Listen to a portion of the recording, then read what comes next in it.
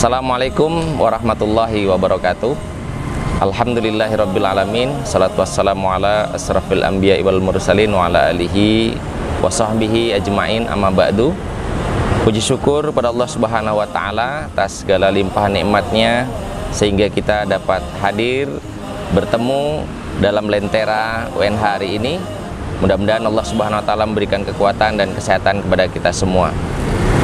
Tak lupa mari kita bersalawat kepada junjungan Nabi besar kita, Nabi Muhammad sallallahu alaihi wasallam. Allahumma sholli ala sayyidina Muhammad wa ala ali sayyidina Muhammad. Sahabat UNH yang kami cintai, topik kita pada hari ini kita akan berbicara tentang ad-dinun nasihat, ya, agama adalah nasihat. Kita ketahui bahwa setiap orang itu memerlukan nasihat. Nasihat dalam rangka untuk mengajak kepada kebaikan, karena sesungguhnya di dalam nasihat itu terdapat upaya-upaya yang berisi kebaikan-kebaikan untuk orang lain.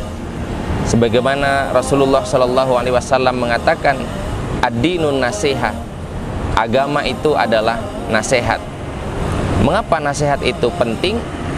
Karena sesungguhnya manusia itu adalah letaknya salah dan hilaf, sehingga diperlukan nasihat untuk senantiasa mengingatkan agar manusia berada kepada jalan kebaikan, di mana nasihat itu meliputi nasihat kepada Allah, nasihat kepada Rasulnya, nasihat kepada kitabnya, nasihat terhadap pemimpin umat, dan nasihat kepada kaum muslimin pada umumnya. Yang pertama adalah nasihat pada Allah Subhanahu wa ta'ala. Allah Subhanahu wa ta'ala adalah Rabb yang pencipta yang harus kita imani, di mana Allah Subhanahu wa ta'ala adalah Sang Khalik yang wajib bagi kita untuk mengenal sifat-sifatnya, mengenal nama-namanya, mengikuti apa yang diperintahkan dan menjauhi segala larangannya.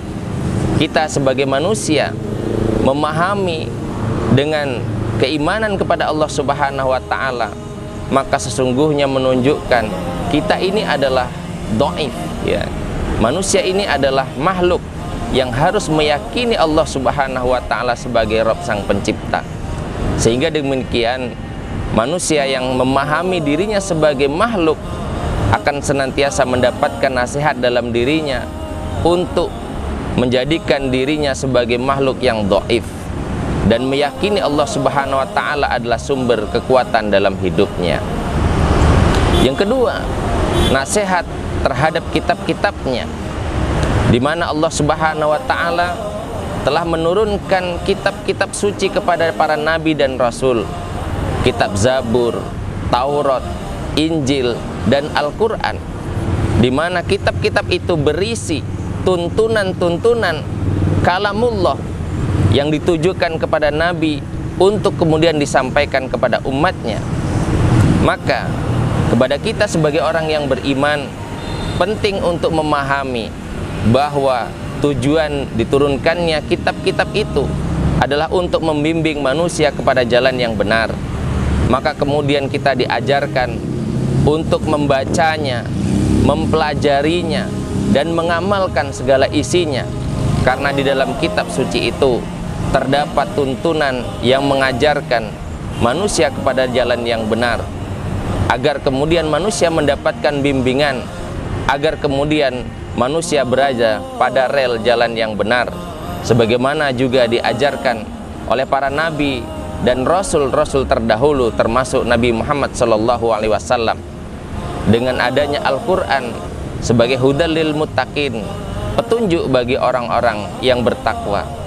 Oleh karena itu perlu kita fahami bahwa nasihat terhadap kitab-kitab ini penting untuk difahami oleh kita sebagai manusia, karena esensi daripada kitab suci itu diturunkan oleh Allah Subhanahu wa ta'ala kepada nabi dan rasul agar kemudian dibaca oleh para umat manusia. Maka kita sebagai manusia harus menjadi orang-orang yang gemar untuk membaca kitab suci, mengamalkan segala isinya, dan kemudian menjadikan teladan bagi manusia dalam membimbing kehidupan yang baik.